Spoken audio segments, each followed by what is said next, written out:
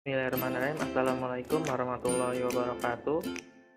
Di sini saya Muhammad Ramadhani, NPM 1813031010, mata kuliah akuntansi sektor publik, akan menjelaskan peran akuntansi sektor publik di era digital.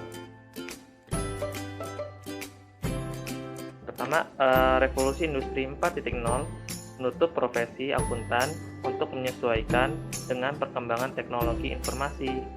Oleh karena itu, cara kerja praktek akuntan perlu diubah untuk merubah kualitas kelayakan serta menghadapi persaingan global. Potensi teknologi menggantikan peran profesi akuntan hanya menunggu waktu. Peran akuntan akan bersifat strategis dan konsultatif.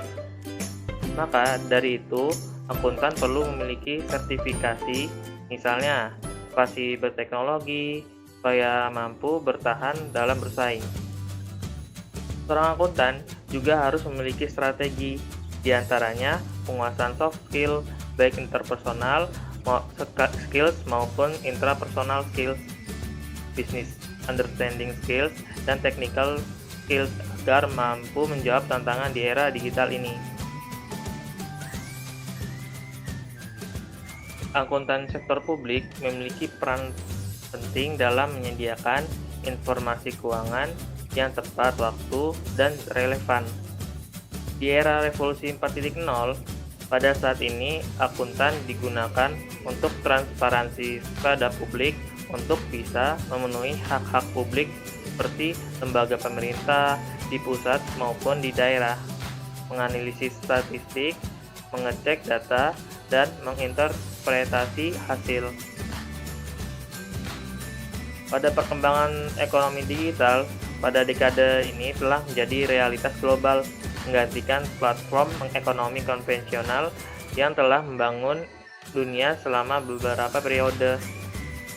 Dewasa ini tidak mungkin membangun sebuah tatanan ekonomi baru dengan tatanan sektor publik tanpa memperhitungkan aspek digital dan disrupsi teknologi.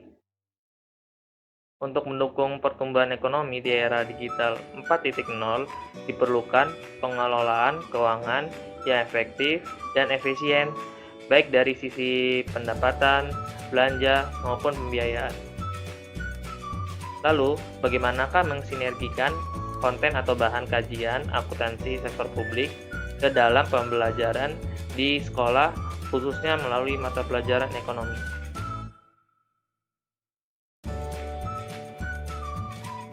Dalam mensinergikan bahan kajian akuntansi sektor publik dalam mata pelajaran ekonomi, perlunya mengajarkan kebijakan moneter fiskal, APBN dan APBD, tingkat inflasi, pertumbuhan pendapatan per kapita seperti GNP ataupun GDP, struktur produksi, tenaga kerja, arus modal dalam negeri, cadangan devisa, nilai tukar mata uang, utang, dan transfer. Semua itu merupakan bagian dalam sektor publik.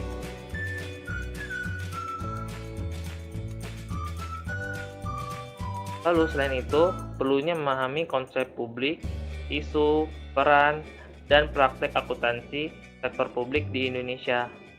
Lalu, adanya memahami konsep organisasi sektor publik dan peran akuntansi dalam membantu manajemen organisasi sektor publik. Lalu, memahami penerapan proses perencanaan dan pengendalian akuntansi dalam pertanggungjawaban publik dan aksesnya di unit organisasi sektor publik. Lalu, yang terakhir yaitu memahami proses pengerahan dana masyarakat melalui pasar modal untuk kepentingan organisasi sektor publik. Baik, demikian